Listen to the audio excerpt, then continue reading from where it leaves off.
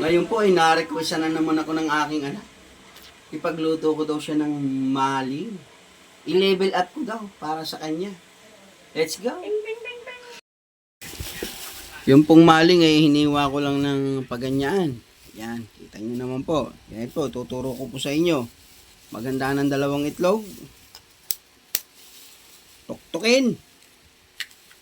Yan. Lagay lang po dyan yan. Ito pa isa.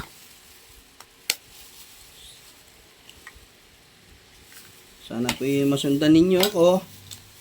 At konting ginisa mix. Konti lamang po. Yan. Okay na po yan. Baka po kasi pag ganyan pong na-scramble na yan, ibabaan nyo muna yung kutsara. Kumuha kayo ng maling, i-ganyan nyo lamang dito sa harina. Harina lang po ang inyong gagamitin, wala nang iba. Yan. Tapos, ilagay nyo po dito sa itlog. Ganyan lamang po. Yan. Napakasimple lang po ng gagawin, pero tiyaga lang po, tiyagaan lang. Yan.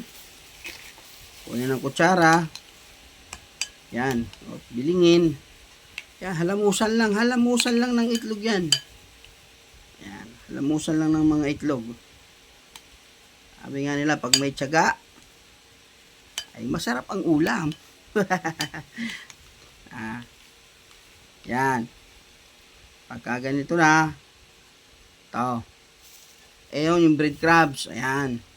Lagyan nyo lang sa breadcrumbs. Ayan, mga idol. Ayan, hilamusan ng breadcrumbs, siyempre. Yan. Paliguan ng breadcrumbs. Yan. Oh, ito. Kaya dali lang pong gawin. Oh, ilagay lang pong dun sa lalagyan. Oh. Ayan. Oh. Pagligo na ng itlog, ilagay sa breadcrumbs. Oh.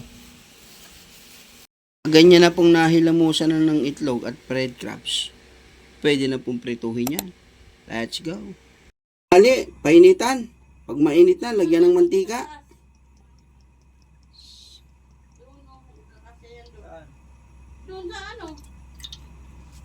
Pag ganyan, mainit na, pwede na pong ilagay ang maling, iprituhin. Yan, mainit na po yan. Yun.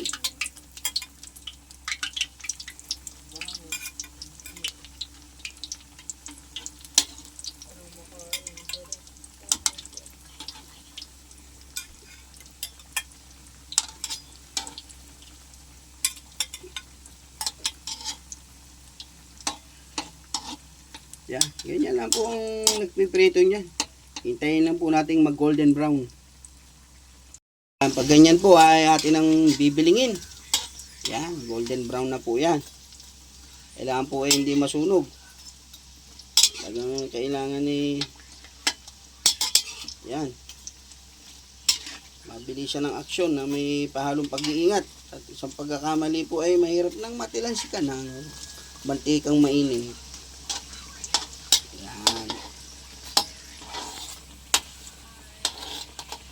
Pagkabugan niya na ay luto na po yan.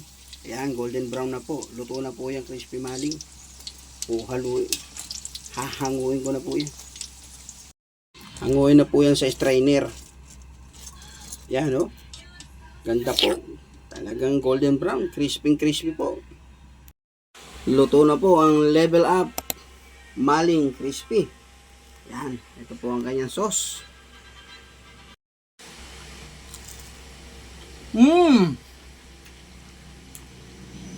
Crispy. Masarap.